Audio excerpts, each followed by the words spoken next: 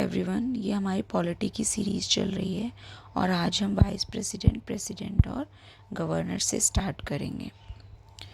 तो सबसे पहले हमारा इसमें टॉपिक है वाइस प्रेसिडेंट।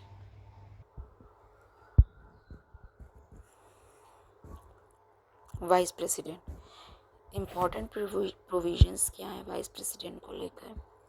आर्टिकल 63 में कहता है establish the president vice president as the second highest office in India. Establishment जो होता है अंडर आर्टिकल 63 वाइस प्रेसिडेंट का, इनको जो है second highest office in India है। फर्स्ट हाईएस्ट है प्रेसिडेंट और वाइस प्रेसिडेंट जो है वो सेकंड हाईएस्ट है। Modelled on the American vice president, जैसे अमेरिका का वाइस प्रेसिडेंट है उसी हिसाब से इंडिया में भी मॉडल किया गया है। फिर क्या कहा गया है कि जो इलेक्शंस होते हैं, इनडायरेक्ट इलेक्शंस, वाइस प्रेसिडेंट के जो इलेक्शन होते हैं वो इनडायरेक्ट होते हैं, elected by N electoral college of both the houses of parliament, elected और नॉमिनेटेड। मतलब जो दोनों हाउसेस के जो इलेक्टेड और नॉमिनेटेड मेंबर होते हैं, इनको कंबाइन करके जो है एक इलेक्टोरल कॉलेज के द्वारा जो है वाइस प्रेसिडेंट का चुनाव किया जाता है। इसमें जो है स्टेट्स असेंबलीज जो है पार्टिसिपेट नहीं करती हैं वाइस प्रेसिडेंट के इलेक्शन के दौरान। वोटिंग मेथड क्या होता है? Use proportional representation with a single transferable vote and a secret ballot. इसमें जो है प्रोपोर्शनल रिप्रेजेंटेशन होता है जिस तरीके से प्रेसिडेंट का होता है,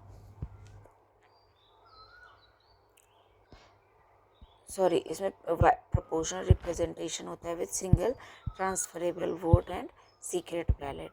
फिर क्या है? Dispute resolution address by the supreme court acts performed before a void declaration remain valid.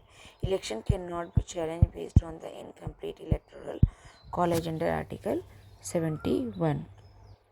क्या कहा गया है कि जो डिस्प्यूट रेजोल्यूशन है, मान लो कि इलेक्शन हुआ और अगर किसी को ये लगता है कि उसमें भाई कुछ डिस्प्यूट इलेक्शन में जो है वाइस प्रेसिडेंट के इलेक्शन के दौरान उत्पन्न हो जाता है, तो उसे जो है सुप्रीम कोर्ट जो है एड्रेस करेगी।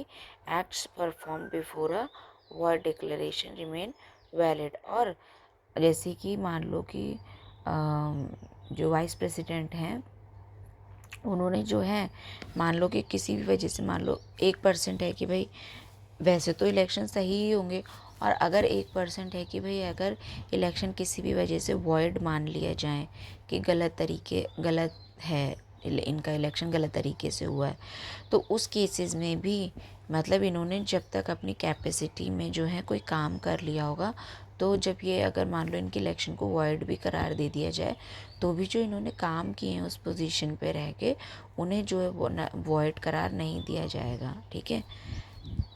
कब? जब तक इन्होंने मतलब इससे पहले तक जो भी काम कर लिए होंगे।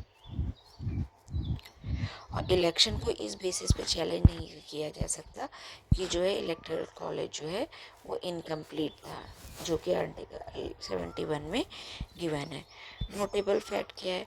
4 times vice president have been elected unopposed, namely मतलब अभी तक जो है इंडिया में 4 टाइम ऐसा हुआ है कि जो वाइस प्रेसिडेंट हैं उनका कोई अपोनेंट ही नहीं था, मतलब वो अनअपोज्ड जो है इलेक्ट हो चुके हैं। उसमें से पहले थे डॉक्टर राधाकृष्णन, इनको 2 टाइम्स जो है इनका जो है इलेक्शन हुआ और दोनों टाइम जो है ये अनअपोज्ड ही थे। फिर मोहम्मद हिदायतुल्ला और शंकर दयाल शर्मा, तो ये कुछ वाइस प्रेसिडेंट्स थे जिनके अपोनेंट्स ही नहीं थे इलेक्शन में, मतलब ये अकेले ही खड़े हुए थे उस पोस्ट के लिए। नॉमिनेशन में क्या है भाई, जब ये अपना नॉमिनेशन फाइल करेंगे तो उस टाइम 20 प्रपोजर और 20 सेकेंडर ऐसे होने चाहिए जो इनके नाम, जब ये प्रपोज कर रहे हैं तो इनके मतलब फेवर में होने चाहिए। तो ऐसे 20 प्रपोजर्स होने चाहिए जो इनका नाम प्रपोज करें, और उनको सपोर्ट करने वाले भी 20 होने चाहिए। मतलब 20 पहले तो प्रपोजर्स होने चाहिए और फिर 20 सेकेंडर्स होने चाहिए। सिक्योरिटी डिपॉजिट जो होता है वो 15,000 का होता है, जो कि आरबीआई के पास जो है सबमिट करना होता है। फिर क्वालिफ़िकेशन क्या है, जो वाइस प्रेसिडेंट हैं वो सिटीजन ऑफ इंडिया होने चाहिए, 35 ईयर्स ओल्ड होने चाहिए, qualified for the election to the Rajya Sabha होने चाहिए, ठीक है। वो राज्यसभा के इलेक्शन लड़ने के लिए जो है एलिजिबल होने चाहिए, मतलब क्वालिफाइड होने चाहिए। Must not hold any office of profit, current office holder exempt, मतलब वो उन्होंने कोई भी ऑफिस ऑफ प्रॉफिट जो है जो एक तरीके से होल्ड ना कर रखा हो, लेकिन जो अभी पोजीशन पे है अगर वाइस प्रेसिडेंट की, तो उसको नहीं माना जाएगा कि वो ऑफिस होल्डर है, मतलब इसको एग्जेम्प्ट रखा गया है उसमें से। ओथ ऑफ ऑफिस क्या है भाई, जो इनकी जो ओथ है वो एडमिनिस्टर कराई जाएगी प्रेसिडेंट या फिर जो कि अपॉइंट किया जाएगा प्रेसिडेंट के द्वारा, कोई रिप्रेजेंटेटिव अपनी जगह पे अपॉइंट किया जाएगा, तो उसके द्वारा जो है उनकी ओथ जो है एडमिनिस्टर की जाएगी। फिर कंडीशन क्या है ऑफिस की, can not be a member of parliament of state legislature, और स्टेट लेजिस्लेचर मतलब जो वाइस प्रेसिडेंट हैं वो जो है ना ही किसी पार्लियामेंट के मेंबर होते हैं और ना ही स्टेट लेजिस्लेचर के मेंबर होते हैं। वैकेट सीट्स अपॉन एज्यूमिंग ऑफिस, और अगर वो ऐसे हैं, मतलब अगर वो मान लो पार्लियामेंट के मेंबर हैं या फिर वो स्टेट लेजिस्लेचर के मेंबर हैं, तो उनको जो है अपना वाइस प्रेसिडेंट का ऑफिस एज्यूम करने से पहले जो है उस सीट को वेकेट करना पड़ेगा। Must not hold any office of profit, उन्होंने कोई ऑफिस ऑफ प्रॉफिट जो है होल्ड ना कर रखा हो अगर उनको वाइस प्रेसिडेंट की पोस्ट पे बैठना है। फिर the term office of profit is not well defined in the constitution, और जो ऑफिस ऑफ प्रॉफिट का जो टर्म है उसे जो है बहुत अच्छे तरीके से कॉन्स्टिट्यूशन में डिफाइंड नहीं किया गया है। फिर इमोल्यूमेंट्स और अलाउंसेस और प्रिविलेजेस क्या होती हैं इनकी, the constitution does not specify emolument for the vice president in this role, मतलब जो कॉन्स्टिट्यूशन है उसने जो है वाइस प्रेसिडेंट के लिए कोई इमोल्यूमेंट्स या भाई जो भी और जो भत्ते मिलते हैं या वो स्पेसिफाई नहीं किए हैं, मतलब वाइस प्रेसिडेंट की पोस्ट पे बैठने की वजह से इन्हें कोई इमोल्यूमेंट्स नहीं दिए जाते हैं। इनको जो है ये रिसीव करते हैं salary as chairman of Rajya Sabha, इनकी जो डेजिग्नेशन है वो चेयरमैन ऑफ राज्यसभा का रहता है, उस हिसाब से इन्हें सैलरी मिलती है। फिर टर्म ऑफ ऑफिस क्या है, जो कि आर्टिकल 67 में दिया है कि भाई इनका जो टर्म है वो 5 ईयर का होता है, एलिजिबल फॉर री इलेक्शन, और इनका री इलेक्शन हो सकता है। फिर क्या, register to be submitted to the resignation to be submitted to the president, जो इनका रेजिग्नेशन है अगर ऐसी कोई स्थिति आ जाती है कि इनको रेजिग्नेशन देना पड़े, तो फिर ये अपने जो है रेजिग्नेशन जो है प्रेसिडेंट को सबमिट करते हैं। Hold office until the successor is in place, और ये तब तक जो है अपने ऑफिस में बने रहते हैं, अपने प्लेस मतलब वाइस प्रेसिडेंट रहेंगे जब तक कि दूसरा वाइस प्रेसिडेंट चुनकर नहीं आ जाता। रिमूवल क्या होता है, impeachment not required, vice president को हटाने के लिए किसी भी प्रकार के इम्पीचमेंट की ज़रूरत नहीं है। Can be removed through a Rajya Sabha resolution passed with effective majority requiring a simple majority in the Lok Sabha, मतलब इनको जो है हटाने मतलब इनको जो हटाने के लिए जो है राज्यसभा में एक रेजोल्यूशन पास होगा विद इफेक्टिव मेजॉरिटी, जो कि रिक्वायर करेगा सिंपल मेजॉरिटी, ठीक है। मतलब इफेक्टिव मेजॉरिटी होनी चाहिए हाउस में, जितने भी टोटल मेंबरशिप है उसमें से जितनी भी सीट वेकेंट हैं उनको माइनस कर दो, फिर जितने लोग बचते हैं उसको बोलते हैं इफ़ेक्टिव मेजॉरिटी। तो उस इफ़ेक्टिव मेजॉरिटी की सिंपल मेजॉरिटी मतलब 50+1 जो है इन द लोकसभा,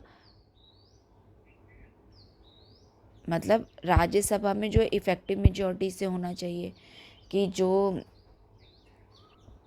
जो टोटल वेकेंट सीट हैं, मतलब टोटल सीट्स में से जितनी भी वेकेंट सीट हैं उनको माइनस कर दिया, तो जो मेजॉरिटी होती है मतलब 50+1 की, उससे पास होना चाहिए राज्यसभा से।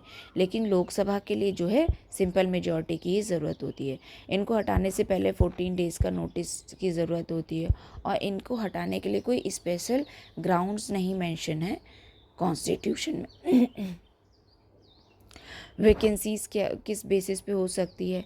Causes expiry of term, resignation, removal, death of disqualification और वॉइड इलेक्शन। इनकी जो वैकेंसी है उसके लिए भाई अगर एक्सपायरी टर्म की एक्सपायरी हो गई, भाई इनका 5 साल कार्यकाल पूरा हो गया 5 साल वाला, या फिर इन्होंने किसी वजह से रेजिग्नेशन दे दिया, या रिमूवल हो गया इनकी पोस्ट से, ठीक है, या डेथ हो जाती है, डिसक्वालिफिकेशन हो जाता है, या फिर किसी भी प्रकार से जो है इलेक्शंस को वॉइड करार दे दिया जाता है, तो ये कॉजेज़ हो सकते हैं इनकी पोस्ट से हटने के। Elections to be filled election to fill vacancies must occur before term end. मतलब ऐसा नॉर्मल प्रोविज़न है कि भाई जो वैकेंसी है वो जो मतलब जो पहले वाले जो प्रेसिडेंट है उसका जब टर्म पूरा होने वाला है उससे पहले ही जो है भाई दूसरे वाले प्रेसिडेंट वाइस प्रेसिडेंट जो है, मतलब वाइस प्रेसिडेंट सॉरी, अगर प्रेसिडेंट कहा हो तो मतलब जो पहले वाले वाइस प्रेसिडेंट हैं अगर उनका टर्म जो है पूरा होने वाला है उससे पहले ही आपको जो है सेकंड जो नेक्स्ट वाइस प्रेसिडेंट होंगे उनको चुन के लाना है। प्रॉम्प्ट इलेक्शंस फॉलोइंग रेजिग्नेशन और रिमूवल। लेकिन अगर जैसे मान लो किसी वजह से रेजिग्नेशन या रिमूवल के लिए वजह से जो है इनका मतलब हट जाते हैं अपनी पोस्ट से, तो फिर ये होता है कि भाई जितनी जल्दी हो सके उतनी जल्दी इलेक्शन करवाओ और क्या कहते हैं वाइस प्रेसिडेंट को इलेक्ट करो। फिर पावर्स क्या होती हैं इनकी? एक्स ऑफिशियो चेयरमैन होते हैं ये राज्यसभा के, ठीक है, ये अपनी इनकी कैपेसिटी क्या होती है, ये एक्स ऑफिशियो चेयरमैन होते हैं, जैसे ये वाइस प्रेसिडेंट बनते हैं ये चेयरमैन ऑफ द राज्यसभा अपने आप बन जाते हैं। ये ऐसा आर्टिकल 64 में मेंशन है। Similar power to the speaker, और इनकी सारी पावर उसी की तरह हो जाती हैं फिर जैसे स्पीकर की होती हैं लोकसभा में। Acts as president article 65 when there is a vacancy, और ये प्रेसिडेंट की पोस्ट पर भी काम कर सकते हैं, प्रेसिडेंट की पोजीशन को भी एक्वायर कर लेते हैं अगर किसी भी वजह से जो है प्रेसिडेंट की पोस्ट पर जो है वैकेंसी क्रिएट हो गई है, ठीक है, for a maximum period of 6 month until a new president is elected. लेकिन वहाँ पर ये सिर्फ मैक्सिमम 6 पीरियड के लिए जो है प्रेसिडेंट रह सकते हैं, ठीक है, और 6 मंथ के भीतर भीतर जो होते हैं क्या होते हैं प्रेसिडेंट के इलेक्शन करवाने होते हैं, तो वहाँ पर नया प्रेसिडेंट चुनकर आ जाता है तब तक। फिर क्या when president is unable to function, the vice president perform duty with the deputy chairman taking on Rajya Sabha responsibility. जो वाइस प्रेसिडेंट जब प्रेसिडेंट जो हैं वो किसी भी वजह से मान लो अपने पोजीशन पे मतलब एज ए प्रेसिडेंट वर्क नहीं कर सकते, वहाँ पे वो असमर्थ हैं अपना काम करने में, तो भाई क्या होगा कि जो वाइस प्रेसिडेंट है वो परफॉर्म करेगा प्रेसिडेंट की duty with the deputy chairman taking on Rajya Sabha responsibility. और उस टाइम पर जो है जो डिप्यूटी चेयरमैन होते हैं राज्यसभा के वो जो है राज्यसभा की रिस्पॉन्सिबिलिटीज़ निभाते हैं और ये जो है एक्ट करते हैं as president. Comparison with American vice president, the Indian president act as an acting president until a new president is elected. जो इंडियन प्रेसिडेंट हैं वो एक्ट करते हैं प्रेसिडेंट की तरह जब तक कोई नया प्रेसिडेंट चुनकर नहीं आ सकता। और जो अमेरिकन वाइस प्रेसिडेंट है succeeds directly and serves the unexpired term.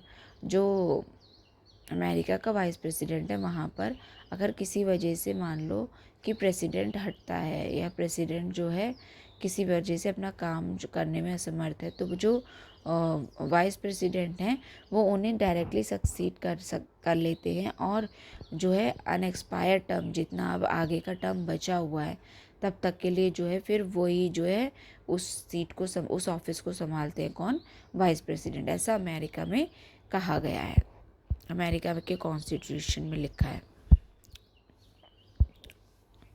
फिर क्या difference between president and governor?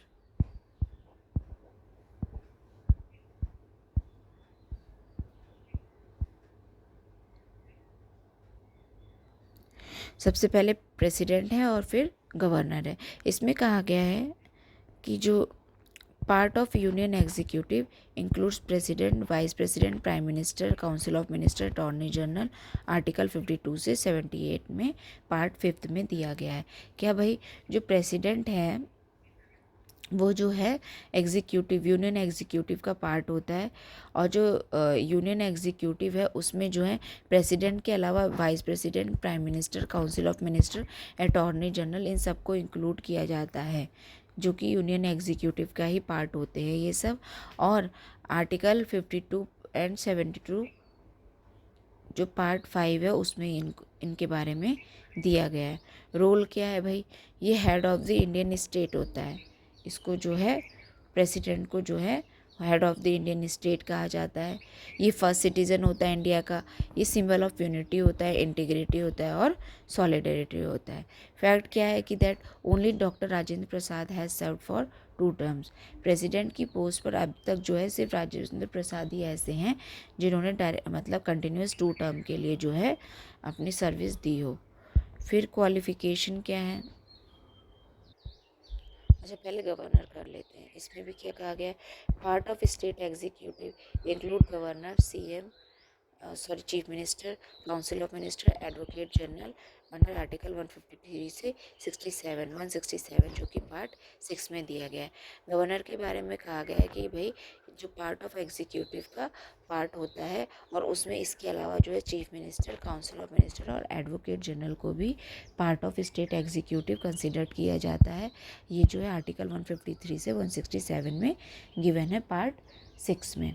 फिर क्या कहा गया, rule chief of the executive states with dual role. ये जो है चीफ होता है एग्जीक्यूटिव पावर का, जो कि स्टेट की होती हैं और इसके पास जो है 2 रोल होते हैं। ये एक कॉन्स्टिट्यूशनल हेड होता है पहली बात तो स्टेट में, ठीक है, और agent of the central government की तरह भी काम करता है। क्यों? क्योंकि इसको जो है नॉमिनेट किया जाता है प्रेसिडेंट के द्वारा। ये देखो हम यहाँ पे गवर्नर की बात कर रहे हैं, यहाँ प्रेसिडेंट की, वहाँ जो अभी हम जो पढ़ कर आए हैं वो वाइस प्रेसिडेंट के बारे में था। क्वालिफिकेशन क्या है, जो प्रेसिडेंट है वो सिटीज़न ऑफ इंडिया होना चाहिए, 35+ ईयर्स ओल्ड होना चाहिए, वो क्वालिफाइड होना चाहिए लोकसभा के इलेक्शन के लिए, ठीक है, और नो ऑफिस ऑफ प्रॉफिट होना चाहिए उसके पास। जो गवर्नर है वो सिटीज़न ऑफ इंडिया होना चाहिए, 35+ ईयर ओल्ड होना चाहिए और प्रेफरेबली जो है आउटसाइडर होना चाहिए। मतलब वो जिस स्टेट का गवर्नर बन रहा है उसी स्टेट से नहीं होना चाहिए, वो जो है उस स्टेट से बाहर का होना चाहिए। President consult CM, not always followed. और जो है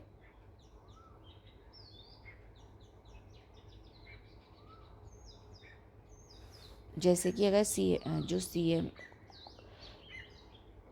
प्रेसिडेंट जो है कंसल्ट करता है सीएम को, गवर्नर जो है कंसल्ट करता है सीएम को, नॉट ऑलवेज फॉलोड।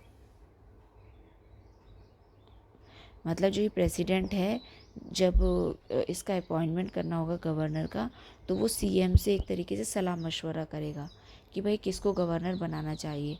लेकिन भाई ये जो है हमेशा फॉलो नहीं होता है रूल, कभी कभी इसका ब्रीच भी हो जाता है। ओथ क्या है, इनकी जो प्रेसिडेंट है उनकी ओथ जो है एडमिनिस्टर कराई जाएगी चीफ जस्टिस ऑफ इंडिया और सीनियर मोस्ट सुप्रीम कोर्ट के जज के द्वारा।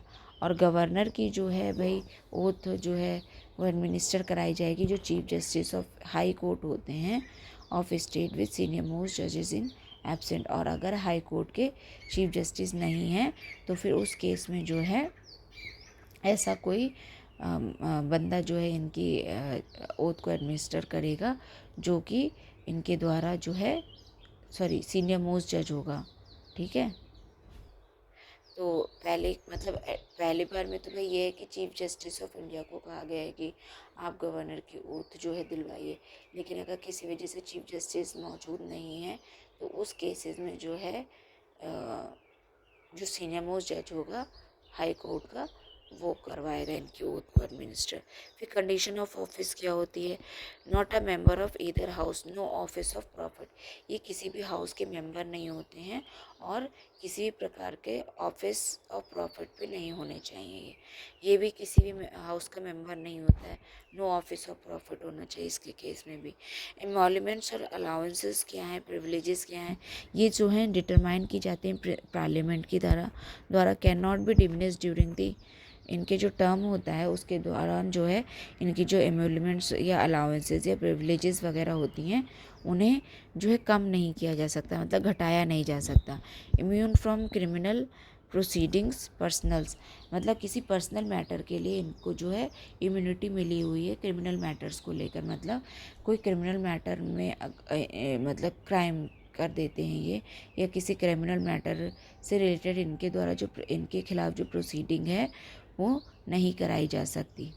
कैन नॉट बी अरेस्टेड और इम्प्रिजेंट, मतलब इनको जो है अरेस्ट और इम्प्रिजेंट नहीं किया जा सकता। 2 month notice required in civil cases for personal act, और 2 मंथ की जो है एक तरीके से नोटिस की ज़रूरत पड़ती है जब कोई सिविल केस आता है जो कि इन्होंने पर्सनल कैपेसिटी में किया हो। फिर जो वो गवर्नर है उसके केस में क्या होता है, इसकी जो इमॉल्यूमेंट्स वगैरह हैं ये भी पार्लियामेंट द्वारा जो है डिसाइड किए जाते हैं, ये भी डिमिनिश नहीं किए जा सकते इसके टर्म के दौरान, और इसको इम्यून मिली होती है क्रिमिनल प्रोसीडिंग से, ये भी अरेस्ट और इम्प्रिजन नहीं किया जा सकता। अलाउंस शेयर्ड होते हैं गवर्नर, और अगर मान लो ये किसी 2 स्टेट का गवर्नर बन गया है तो, या फिर उससे ज़्यादा स्टेट का गवर्नर बना हुआ है, तो फिर जो इसको अलाउंसेस प्रिविलेजेस या सैलरीज मिलेंगी वो उन सब में बराबर बराबर बांटी जाएंगी। ठीक है, फिर इसका टर्म क्या होता है, 5 ईयर का होता है जब से ये ऑफिस पे आते हैं। रेजिग्नेशन जो है ये वाइस प्रेसिडेंट को जो है देते हैं, और कैन बी री इलेक्टेड विदाउट लिमिट, इनको जो है विदाउट मतलब कोई लिमिट नहीं रखी गई है कि 1 बार होंगे या 2 बार से ज़्यादा नहीं हो सकते, कितनी बार भी जो है प्रेसिडेंट की इलेक्शन के लिए प्रेसिडेंट की पोस्ट के लिए री इलेक्ट हो सकते हैं। फिर क्या है, hold office until successor takes charges to avoid interregnum, मतलब ये जो है ऑफिस को होल्ड करते हैं जब तक कि इनका कोई सक्सेसर जो है ड्यूटी को डिस्चार्ज करने की स्थिति में ना हो। फिर इनका भी टर्म 5 ईयर का होता है सब्जेक्ट टू प्रेसिडेंट्स प्लेजर, लेकिन ये जो है प्रेसिडेंट के प्लेजर पे भी निर्भर होते हैं कि अगर जब चाहे प्रेसिडेंट इनको रिमूव कर सकता है। इनका कोई फिक्स टेन्योर नहीं गिवन है कॉन्स्टिट्यूशन में। ठीक है, प्रेसिडेंट का तो गिवन है कि वो 5 साल होगा, लेकिन गवर्नर का जो है कोई भी फिक्स टेन्योर नहीं गिवन है। रेजिग्नेशन जो है ये प्रेसिडेंट को देते हैं। कैन नॉट बी ट्रांसफर्ड और reappointed to same another state, मतलब ये जो है